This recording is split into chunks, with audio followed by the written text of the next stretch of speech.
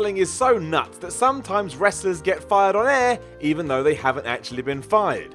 What does that even mean? For some reason, however, we're meant to buy into the stupid idea that if Vince McMahon walks out on Raw and shouts, "You're fired," in someone's face, it actually means we're never going to see them again.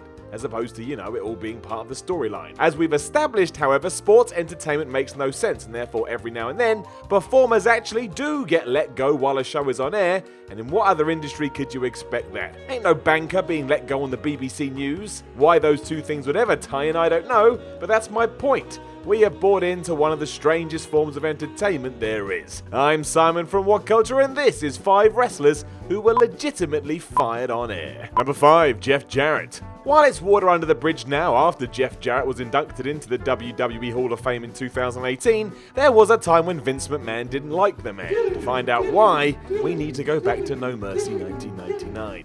Here, Jarrett knew his contract was up, and yet somehow he was the Intercontinental Champion, an oversight which is just ridiculous when we look back on it now. Realizing the situation he found himself in, Jeff basically held up the WWE and refused to drop the belt until he received all the money he was already owed. It's kind of understandable too, given that he was planning to jump across to WCW. The Wrestling Observer claimed at the time this ranged between $100,000 and $200,000 and was likely more than he would have received otherwise, and this sent shockwaves through the company at the time. McMahon was reportedly furious about it, also ordered every single on-screen talent and backstage person to sign letters confirming that even if they were fired, they would not work for World Championship Wrestling for 1 calendar year. Which sounds unreasonable. I imagine Vince's thoughts on the scenario weren't helped after Vince Russo and Ed Ferrara had done the same thing. Unfortunately, this all came back to bite Jarrett in the ass in March 2001. On the famous Raw Nitro simulcast, McMahon fired Jarrett live on air as he told us that Jeff was GOONNEE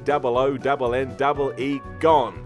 Even though it doesn't spell gone, it spells goony. Whatever, I got his point. Number 4, Hulk Hogan.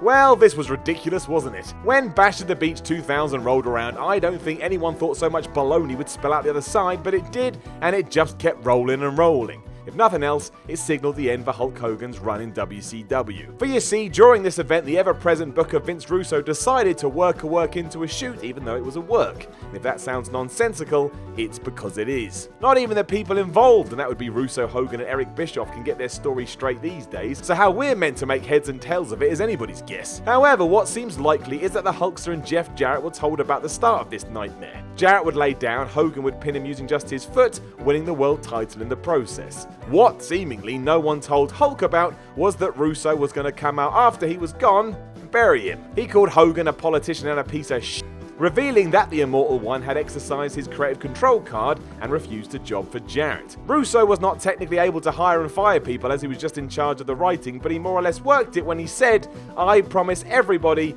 you will never see that piece of shit again." You know what? Hogan was never seen again in WCW, meaning this truly was the end of the road for Hulk. It was also rubbish. Number 3, Sabu. Sabu faced a difficult decision in 1995, appear for New Japan Pro Wrestling for considerably more money, or honour his commitment to work a major ECW show that had been months in the making. At first, Sabu decided he could simply work both shows, even though there was a 10-hour plane journey. Leaving Heyman in the dark until the week of the event, Sabu, despite promising he would make it, left an answering machine message indicating he was bound for the East. It was received by Todd Gordon, who was understandably furious. This left Heyman with a decision to make, and he plumped for the truth. Sabu had refused to work the show and fans were offered refunds. Few, if any, took Heyman up on the offer, for by the close of the promo, he had repeated his most effective trick, whipping everyone up into a fury and ensuring they were on his side. The fans stood with the advocate as Heyman had turned his biggest babyface into his biggest heel with one promo. He was done though, and it all happened in front of a wild audience who probably would have murdered Sabu when all this was done. That was Heyman's skill. He had the magic. Number 2, Chavo Guerrero. Now, this is something of a cheat, but it allows us to question the logic behind TNA's Feast or Fired concept, in which wrestlers competed for mystery briefcases, including shots at the world title, or being fired. Though a novel means of removing a character from television, who, within the parameters of the storyline, would jump into this kind of lucky dip? More to the point, why would any promoter who had a brain risk losing a genuine asset? These weren't a bunch of jobbers, it was top guys like Samoa Joe. Chavo Guerrero was another, and he left the promotion in 2013, never to return. Admittedly, TNA wouldn't have done anything with him anyway because they never did, but still. It was played out all the way right down to an issued press release in the immediate aftermath, but it's still one of the most ludicrous ideas in modern wrestling because there's no way to accept it as it is. It's stupid. Number 1, The Ultimate Warrior. The Ultimate Warrior no-showed 3 consecutive house show dates between the 28th and 30th of June 1996. He had an excuse for every one, including putting the blame on his estranged father for dying. The problem there was that his father passed away after he hadn't turned up at these events. Warrior also claimed that the WWE had misappropriated his self-created always believe catchphrase in their marketing of him and demanded the company purchase several thousand copies of his unsold comic book stock.